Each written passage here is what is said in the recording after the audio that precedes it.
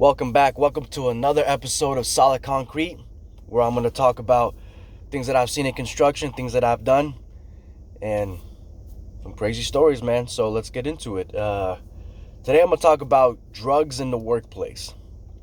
I know you might be thinking, drugs in the workplace. Why? Why would they do that? Oh my God, all these construction workers are doing this, this, and that.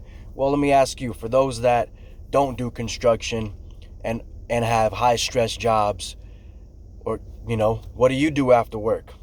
As soon as you're done, what's the first thing you do? Some of you might smoke weed, some of you might drink alcohol, some of you might drink beer, whatever the case may be. You nickel and dab in something to keep the edge off.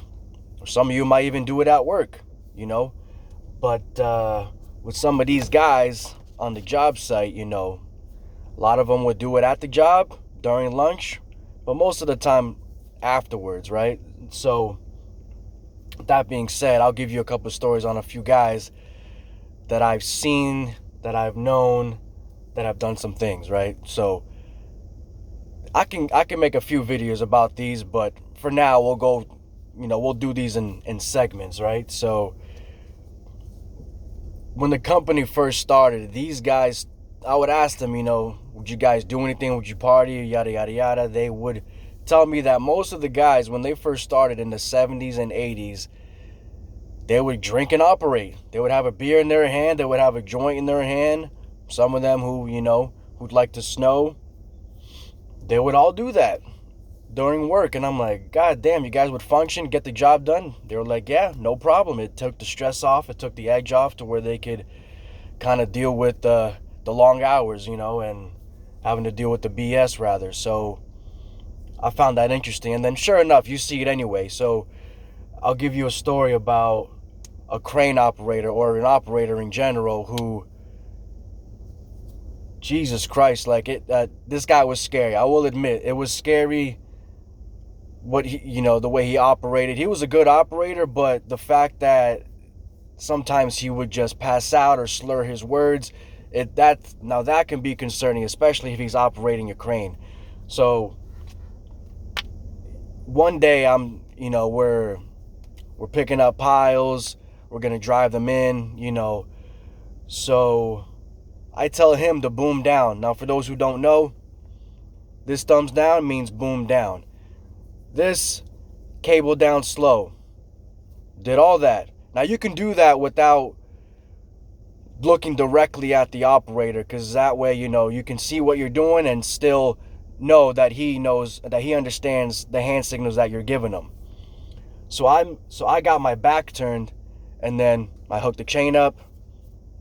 Good. I have my back turned, and I'm telling him, pick up. This means slowly pick up. And then I keep doing that, and I'm like, yo, what the fuck? So I turn around, and I see Buddy passed out slump like this. And I'm like, yo! I'm yelling at him, yo! Nothing.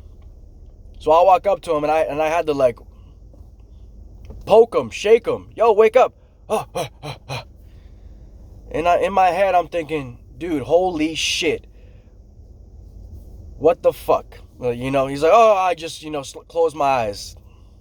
Okay. That could be scary.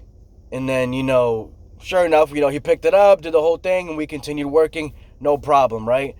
And after we were done, I'm like, yo, what are you doing, man? That's some dangerous shit. What are you taking? He's telling me he would pop Xanax in the morning and during the afternoon whenever he felt like it. Whenever he felt like shit or whatever. And I'm like, that's fucking dangerous. And his excuse was that he felt like shit, that he needed it for his stomach, that he suffered from ulcers, etc. Maybe so, but the fact that he did that during work was definitely scary as fuck, and on top of that, he said a lot of the medication he was getting was from his wife, who was sick. And I'm like, Jesus Christ. His wife had cancer, and he's telling me that he would also take it for the stresses of dealing with that. fair enough, but goddamn, wait till after work because that shit could kill somebody. That could cause a whole huge lawsuit. But that was him. He would operate high as fuck. And sometimes you'd catch him passed out in the machine or passed out in the crane. And every time we'd have to wake him up. And you might think, why did he have a job? Well, because most of us wouldn't snitch. And most of the time, these guys would do it for low pay. So the owners would just accept it because this guy's willing to do it for low pay. So meanwhile, you're paying him 25, 28 an hour versus having to pay 35, 40 an hour, So there you go.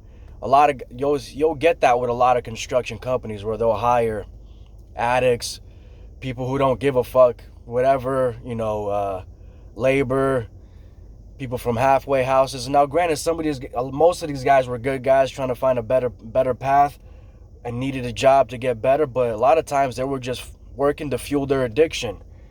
So that was one guy, and you'll get a lot of guys that will deny it, you know what I mean? Like this one guy, for instance, he always showed up drunk. Tipsy, whatever, and he would try to, hide it with mouthwash or breath mints, gum, whatever, cigarettes, you know what I mean? But you could always tell in someone's demeanor when they were drunk and when they were not drunk. On top of, you could smell it. For those that know, once you drink a shit ton and you start to sweat in the sun especially, you could smell it immediately. And, there's one guy, we would work on a canal. We were dredging, and in this case, we had to push a boat. This guy pulls up on the boat, and I'm looking at him, he's slurring his words, he reeks, and I'm like, dude, you been drinking, man? You fucking reek. Nah. And then, as he's saying that, he's like stumbling a little bit. He takes a step back, and then he fucking holds on to the boat, but dunks himself backwards. Now if you can picture a grown man holding on to a little John boat in a canal, his feet flicking up in the air like he's fucking kicking a soccer ball, and for a second you might think, did I help him immediately? I couldn't believe what I saw. So for a quick second, I just stared like, holy shit, did he just do that? So again, picture a guy, had half of his body's in the water, fucking gurgling and shit. And I'm like, all right, get him out the water. Oh, I'm fine. I'm like, dude, you're hamming. He's like, no, I'm fine. I'm like, bro, go sleep it off. Go sit down. Sure enough, I tell him to go hang out, dry off, and he's passed the fuck out. So, there's that, you know what I mean? So you got guys that were on breathalyzers, I knew one guy who couldn't start his car without breathalyzing because he drank so much. And only until he got home was he allowed to drink. And he couldn't drink too much because that shit stays in your system till the next day, right? So I'm sure he drank and drank water with it, But you'll get these type of guys in construction, unfortunately, but what does that tell you about all of us? We're human, right? And like I said, a lot of us nickel and dabble in some of these things. And you'd be surprised who does it. And you might think, oh, it's just the laborers, it's just the operators. Nope.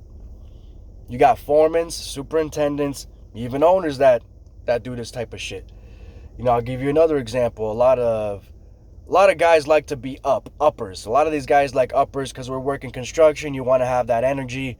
And a lot of these guys like to do some blow. So I had one foreman who knew that I knew where to get it. And at the time, I knew where to get it. Not anymore.